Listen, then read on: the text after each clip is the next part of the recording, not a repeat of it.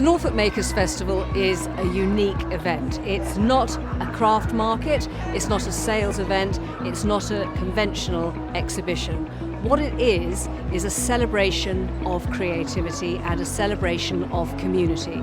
And what we aim to do is to give people the opportunity to try something new or to improve their skills or to share their skills with others. So this is a vibrant, positive, encouraging, inspiring event that's all about learning and all about enjoying yourself. Quite often people say, oh, I can't do this, I don't know how to do it, I'm no good at that, I'm rubbish at art. Well, who's to say you're rubbish at art? Who's to say what's good and what's bad? The point is, it's having a go and getting creative.